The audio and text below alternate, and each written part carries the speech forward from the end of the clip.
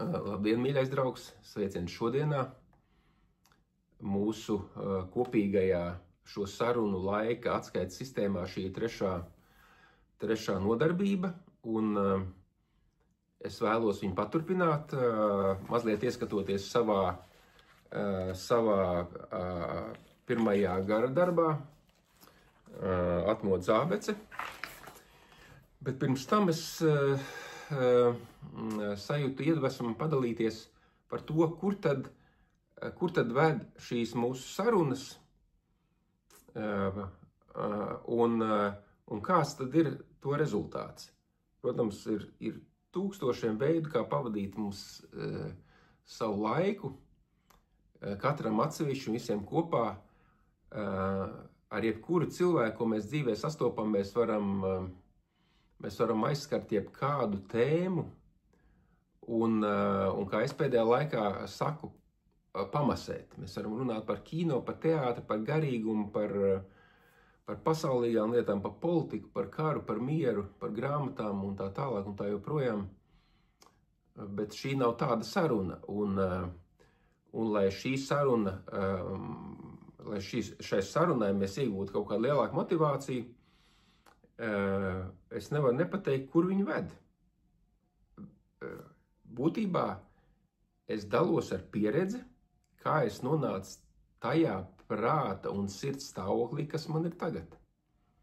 Un sakarā to, ka es nezinu, kā nodot šo stāvokli, es vienkārši attinu atpakaļ to laiku un ieskatoties savos pirmajās piezīmēs par garīgiem atradumiem, es lēnām vedu mūs pie sapratnes, kā tur nonākt, jeb ko tas nozīmē, kāds ir tas viens no daudziem ceļiem, kā tur nonākt. Un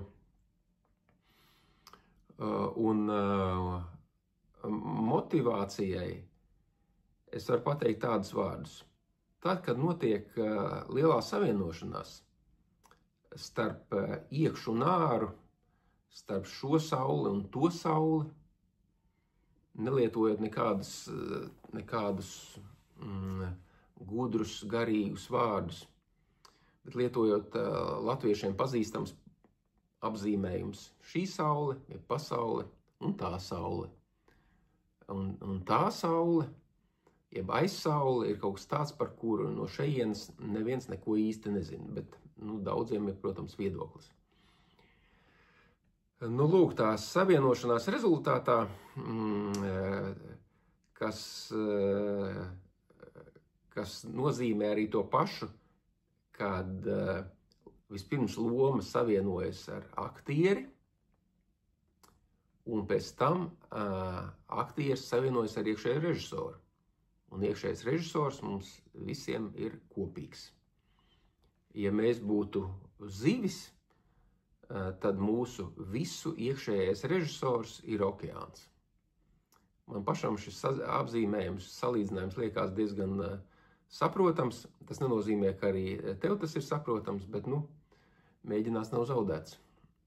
Un tad, kad savienojas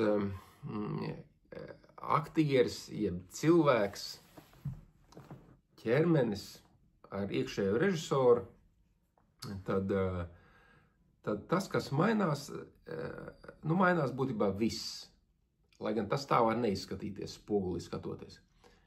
Mainās uztvere, mainās sapratne un mainās enerģijas līmenis, kurā notiek eksistence pasaulē.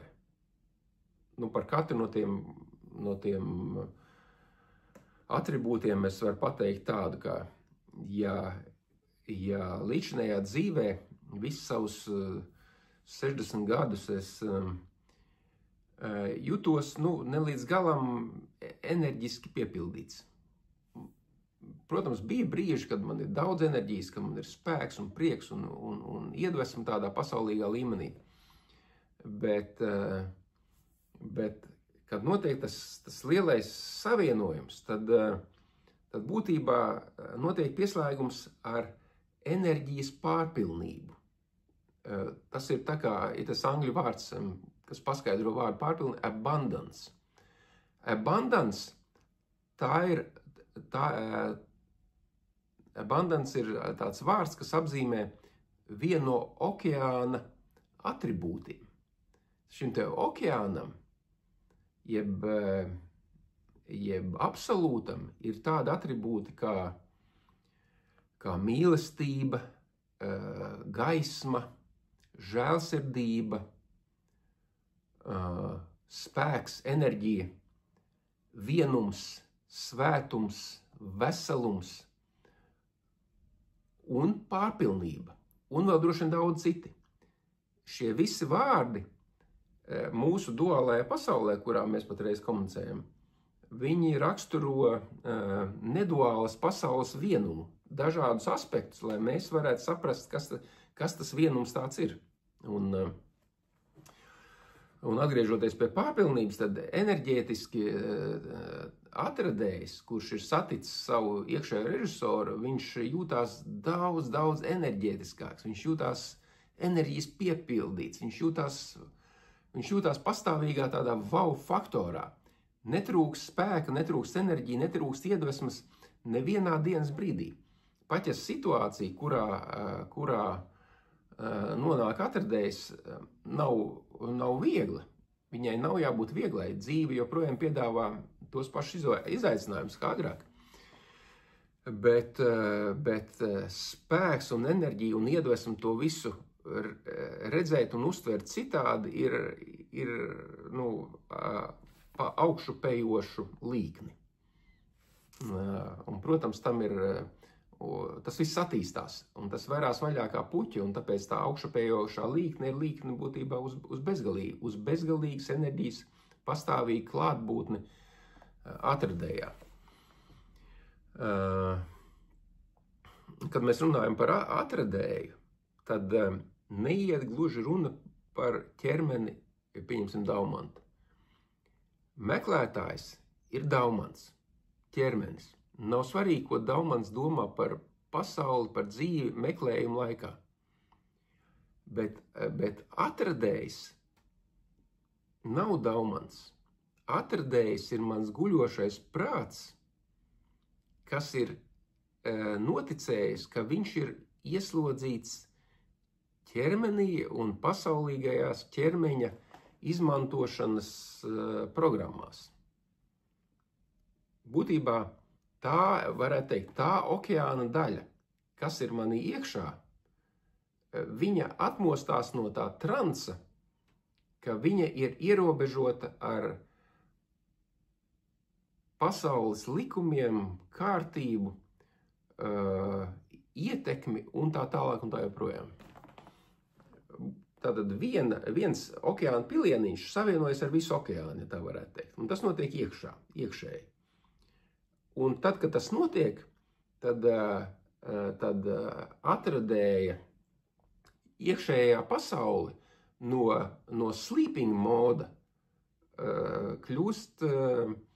iekļūst tādā awakening modā, jeb nomoda stāvoklī. Tāpat kā okeāns vienmēr ir nomoda stāvoklī. Un vienkārši tas pilieniņš savienojas ar okeānu. Un okeāns un pilieniņš kļūst atkal par vienu, viņš vienmēr ir bijis viens, bet viņš atkal kļūst par vienu, un tālākais ir, ka okeāns izmanto to, kas ir ārpusē, un ārpusē ir ķermenis un ķermeņu pasauli, lai dalītos ar to atradumu, ar šo savienojumu, ar atradumu. Un tas, kurš ir bijis kā ķermenis dzejnieks, dalās ar dzeju. Tas, kurš ir bijis komponists, dalās ar mūziku. Un tā tālāk un tā joprojām. Tas, kurš ir bijis vienkārši uzņēmējs un biznesmens, dalās ar tiem instrumentiem, kas viņam ir pieejami. Tā kā, nekāda noslēpuma tur nav. Tātad runa par enerģijas, tātad atribūts, enerģijas pieplūdums šajā te ārpasaules daļā. Paverās iekšējās slūžas un enerģija visu laiku ir, tā kā Ironmanam bija krūtīs tas tas implants vai tas ģenerators, ar kur palīdzību viņš varēja darīt visu. Nu, tas ir apmēram no tās pašas sērijas, tikai bez kādiem implantiem. Tad vēl viens aspekts no tiem 3, kuru es tagad dotajā brīdī atceros, ir tas, ka mainās uztvere. Mainās uztvere par to, kā es redzu sevi, mainās uztvere par to, kā es redzu pasauli. Jebkura cilvēka, jebkura situācija, dabu, saulainu laiku un mākoņainu laiku, šķietami tīru vidi vai šķietami netik tīru vidi. Tā uztveres maiņa ir aprakstāma tādā salīdzinājumā, ka divi kukaiņi dzīvo vienā un tajā pašā pasaulē. Vienu sauc muša un otru sauc bite. Un kaut kādā veidā bite vienmēr pasaulē atrod medu, bet muša vienmēr atrod to, ko viņa atrod. Mēs zinām, ko viņa atrod. Un pārfrāzējot šo te uz cilvēku pasauli, ir tā, ka cilvēks, kurš ir joprojām šajā te dabīgajā guļošajā stāvoklī, guļošajā prāta stāvoklī, viņš atrod pasaulē vienmēr kaut ko graujoši kritizējamu, nosodāmu, tā skaitā ne tikai ārpasaulē, bet arī savā ķermenī. Ja ne draugos un paziņās, tad televizorā, tad citās reliģijās un politiskajos uzskatos. Un notiek tāda kā pirksta bakstīšana uz ārpasauli. Vienmēr ir zināms, kurš ir vainīgs, kurš ir nepareizs un kurš ir kļūdains. Tādā veidā tas bakstītājs pats saglabā savu tādu pašizdomāto nevainību. Tas, kas ir tās sekas, kas ir tādai attieksmei uz dzīvi, ir tas, ka nav šī laimes stāvokļa, ka ir šī mušas dzīves stāvoklis. Jo vienmēr ir škrobe uz kaut ko, uz ķermeni, uz sevi, uz citiem, uz politiskiem partneriem, uz ventilatoriem, ko Latvijā uzstāda, un tas grauj iekšējo mieru. Savukārt bite iet pa pasauli un redz, dzird un jūt, cik viss ir fantastiski skaisti. Kā gribās dzīvot, kā gribās mīlēt, kā gribās to un to un to, un burtiski tas stāvoklis ir nevis tāpēc, ka pasaule palikusi skaistāka, labāka vai tīrāka, vai zaļāka, vai mākoņi izklīduši, nē, tā transformācija notiek iekšā, un it kā tiek izmantot tie paši uztveres orgāni, it kā, acis, ausis un pārējie maņu orgāni. Bet būtībā tas skatiens ir, tā uztvere no iekšas uz āru. Nāk prātā plaši pieminētie Jēzus vārdi, lai jums būtu acis, kas redz un ausis, kas dzird. Nu, tas ir par to. Vienkārši atverās šāda cita uztvere, un tā cita uztvere ļauj redzēt sevi un pasauli citādi. Un tas ir vienkārši mīlīgāk, tas ir vieglāk, tas ir jaukāk un tas ir galvenokārt priecīgāk. Pasauli kļūt par vienu ritīgi priecīgu pasākumu. Un ja agrāk kaut kāds, teiksim, man parādās viens cilvēks vakar, kurš ielavījās manā pasaulē, uzdodoties par ārlietu ministrijas darbinieku, un nepatīkams brīdis. Un atklāt sakot, es nezināju, kā uzvesties, un vienkārši uzklausīju šo sarunu. Bet iekšēji jutos mierīgs kā okeāns. Varbūt ārēji man vajadzēja uzvesties citādi. gan jau es sapratīšu, kas man būtu bijis jāmaina savu uzvedībā, bet iekšējs jutos tikpat priecīgs. Un šis mākonīts, kas ienāca manā pasaulē, ne saukts, ne aicināts, viņš bija vienkārši tāda pūka. Tāds mazs pirdieniņš, kas nevar man sabojāt garstāvokli. Lūk, un jā, tas ir par to, tas, ko mēs meklējam pasaulē, kā cilvēki, neatkarīgi no mūsu pasaules uzskata, ir laimes stāvoklis. Un tāpēc mēs veidojam attiecības, mēs veidojam ģimenes, mēs uzsākam biznesu, mēs ejam strādāt, mēs pelnam naudu, mēs braucam uz siltām zemēm, mums ir visādi klubiņi un saieti, kur mēs mēģinām padarīt savus ģimenes un savu sociumu un arī valsts dzīvi labāku.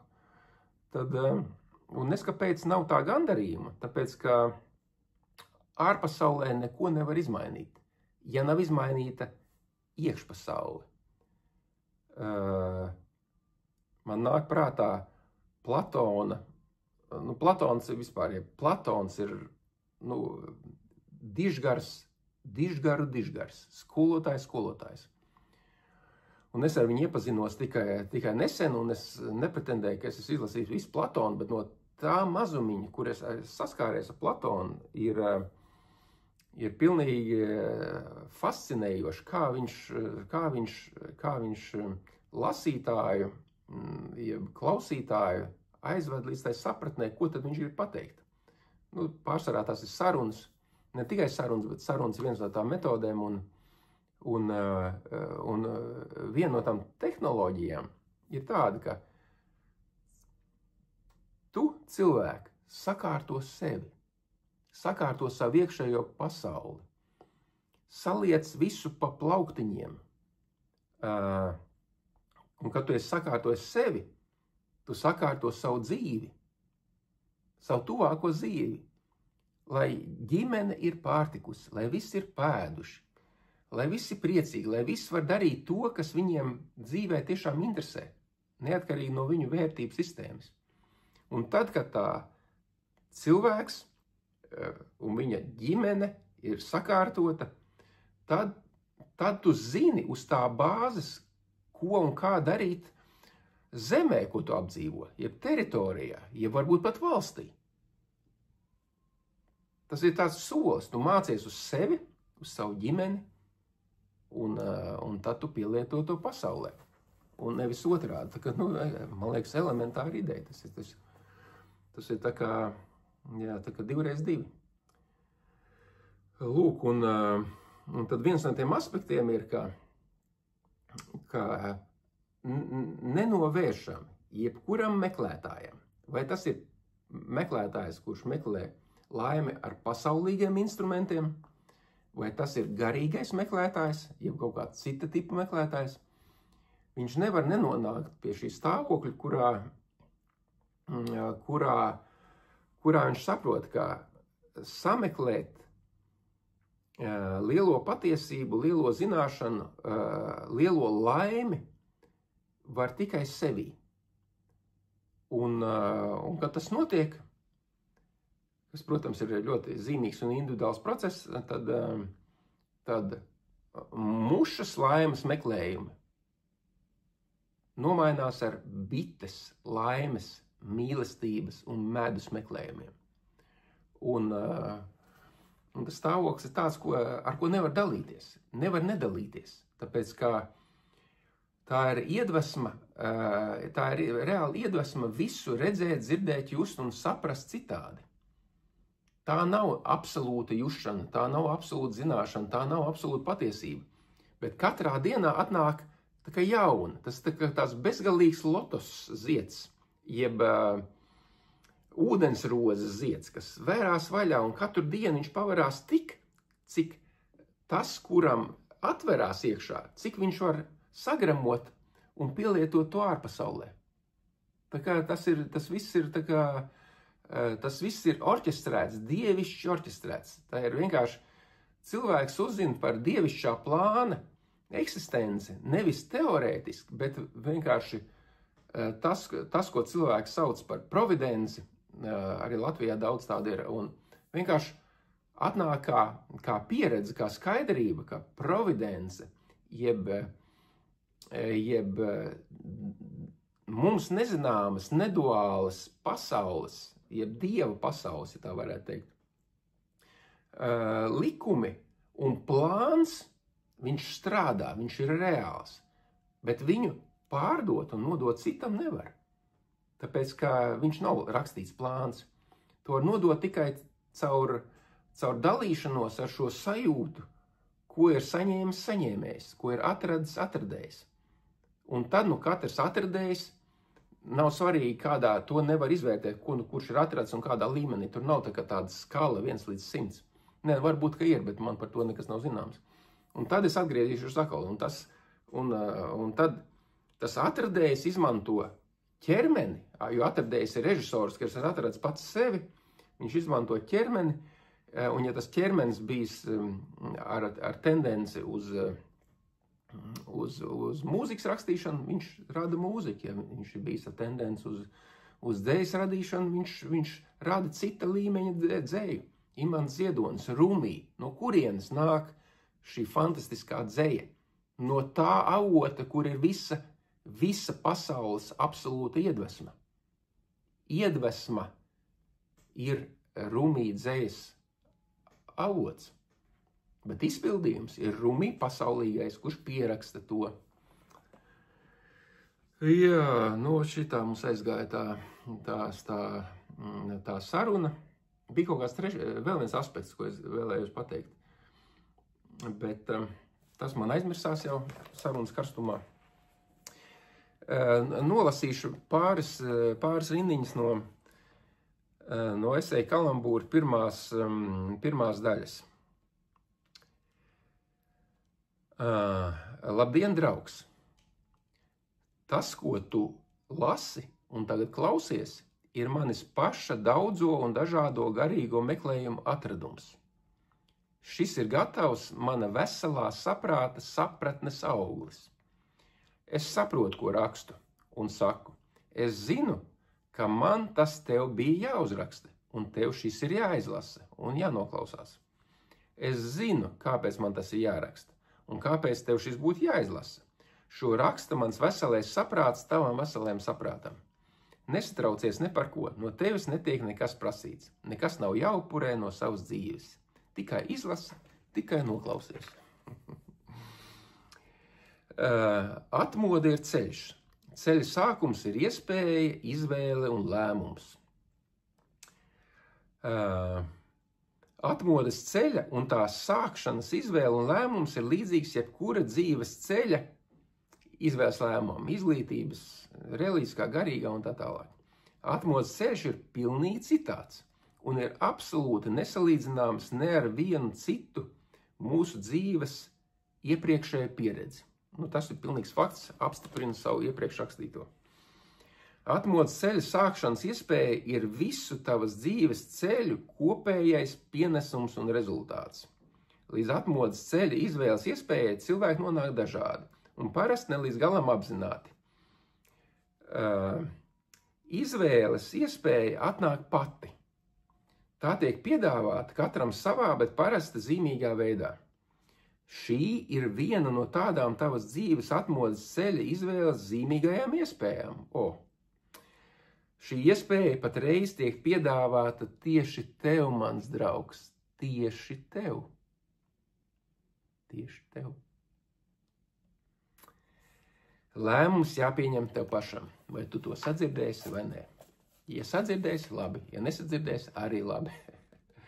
Atmodas ceļš ir ģeniāli vienkārši, taču nav viegls. Atkal jau apstiprina, ka viegls nav. Tu šo ceļu neies viens. Tevi uzmanīs un tev palīdzēs. Ceļa laikā tev gaida brīnumi, bet ceļa galā, tā jau tu redzēsi. Kā reizes šodien iemetu pāris domas, motivējošas domas, kas ir ceļa galā. Tas, protams, ko es aprakstīju, nav ceļa gals, bet tas ir tāds patīkams starpposms. Ja izvēlies turpināt lasīt vai klausīties, tev jābūt gatavam savu sagurušā prāta fiskultūrai. Ja esi bijis draugos ar eksaktajām zinātnēm, tev iespējams būs vieglāk. Tev tiek piedāvāts savā prātā atrast vēlmi un spēju izprast esejas tipa kalambūra ziņas patieso jēgu. Izpratīs tev dzīvi, iegūs laimīgu un priecīgu sapņu sajūtu. Ja esi gatavs, turpini un apgūsti atmodas ābeces pamats. Nu, kaut kā tā, jā. Labi.